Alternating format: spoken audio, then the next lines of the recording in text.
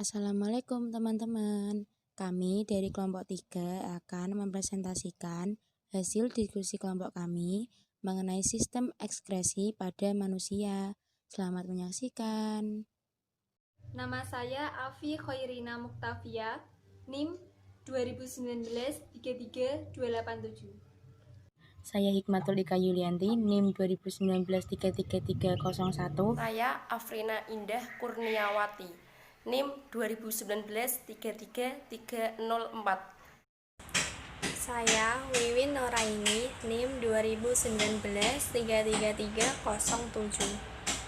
Umi Saadah, NIM 2019-33313. Nama saya Ana Julia Putri Utami, NIM 2019-3314. Proses pengeluaran zat pada manusia. Ada 3 proses pengeluaran zat pada manusia. Yang pertama, defekasi. Defekasi adalah proses pengeluaran sisa-sisa pencernaan. Yang kedua, ekresi. Ekresi merupakan pengeluaran zat sisa metabolisme yang sudah tidak bermanfaat bagi tubuh. Yang ketiga, sekresi. Sekresi adalah proses pengeluaran zat oleh kelenjar yang masih digunakan dalam tubuh. Ada 4 organ yang terlibat dalam sistem ekskresi. Yang pertama, ginjal. Ginjal berfungsi mengekskresikan urin. Yang kedua, kulit. Kulit memiliki fungsi mengekskresikan keringat. Yang ketiga, paru-paru. Paru-paru berfungsi mengekskresikan CO2 dan H2O. Yang keempat, hati. Hati memiliki fungsi mengekskresikan cairan empedu. Berikut adalah struktur ginjal. Struktur ginjal yang pertama, korteks, medula, calyx, kapsul fibros, ureter, pelvis renalis, vena, dan arteri. Struktur ginjal. 1. Berjumlah sepasang. 2. Berbentuk seperti kacang. 3. Setiap ginjal panjangnya 6-7,5 cm, tebalnya 1,5-2,5 cm, dan beratnya kira-kira 140 gram.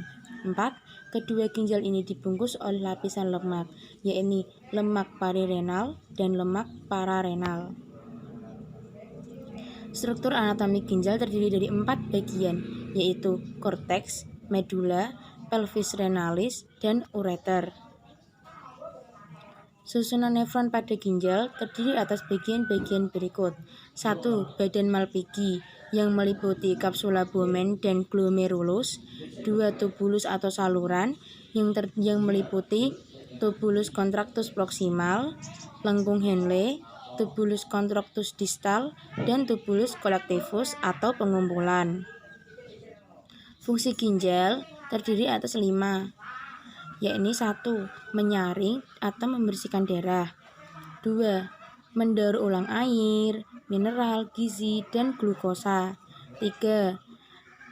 Mengatur volume darah dan menjaga pH darah. 4. Mengatur keseimbangan kandungan kimia pada darah. Dan 5. Menghasilkan hormon. Bagaimanakah proses pembentukan urin dalam ginjal? Dalam proses pembentukan urin dalam ginjal terdapat 3, yaitu meliputi filtrasi, reabsorpsi, dan augmentasi. Filtrasi terjadi di badan Malpighi yang terdiri dari glomerulus dan kapsul Bowman.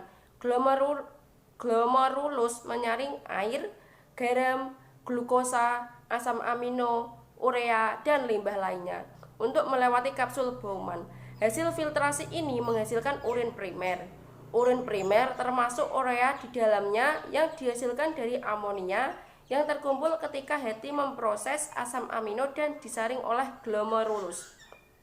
Yang kedua, reabsorpsi. Reabsorpsi terjadi di tubulus proksimal nefron, tubulus distal, dan tubulus pengumpul. Penyerapan kembali yang diserap terjadi air, glukosa, dan asam amino. Yang ketiga, augmentasi. Dokumentasi penambahan kadar zat atau pengeluaran yang ditambahkan yaitu ureo dan H2O. Tabel mekanisme pembentukan urin. Tahap pertama filtrasi bertempat di glomerulus.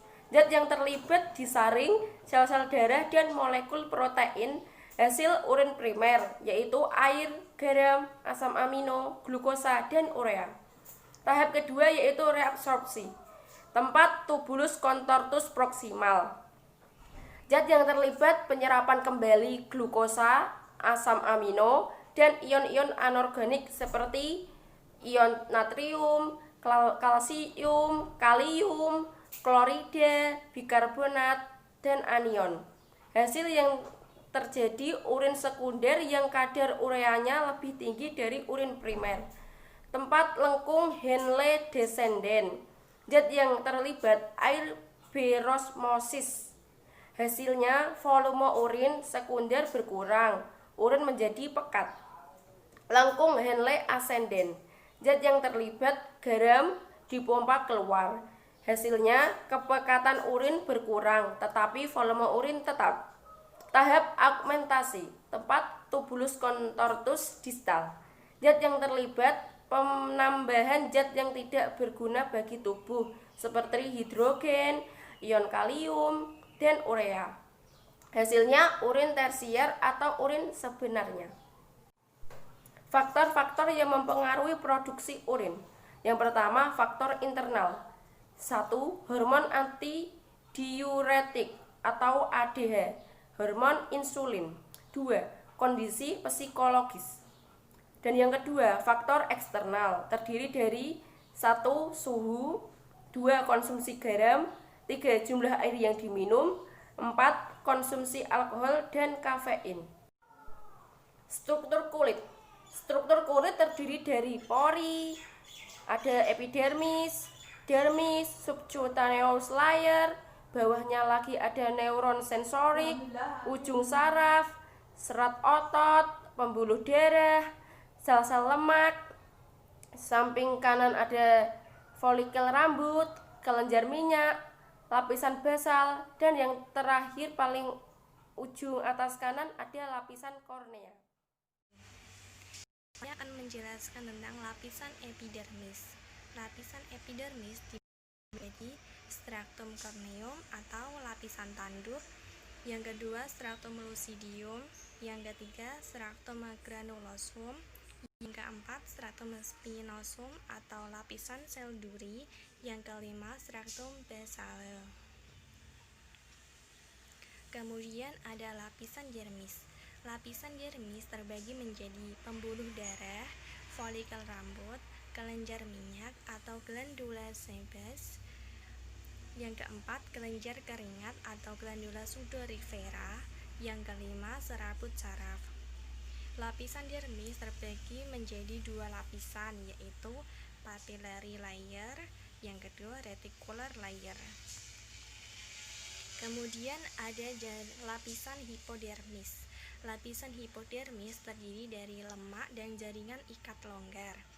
Kemudian hipodermis menghubungkan kulit dengan jaringan di bawahnya melalui kolagen, elastis, dan serat retikuler yang membentang dermis. Kemudian yang terakhir, komponen utama hipodermis adalah jenis jaringan ikat khusus yang disebut jaringan adiposa. Kemudian ada fungsi kulit.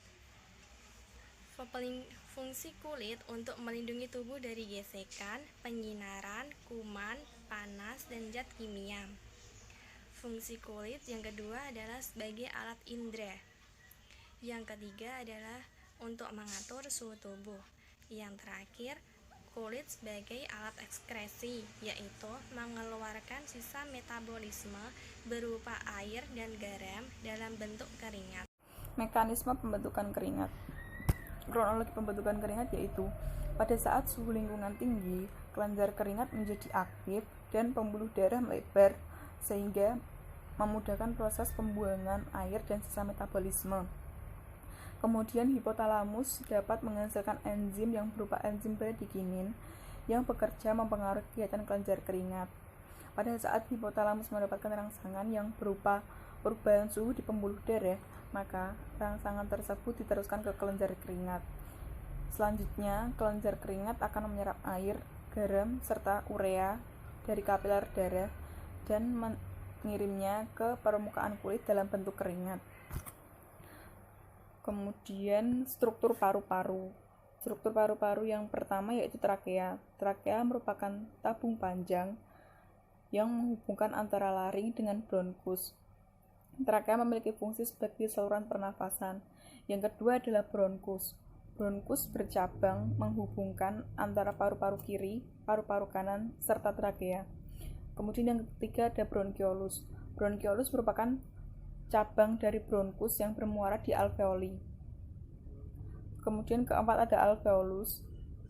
Yang kelima ada pleura, yaitu selaput yang melapisi paru-paru untuk mengurangi gesekan ketika paru-paru mengembang dan mengempis.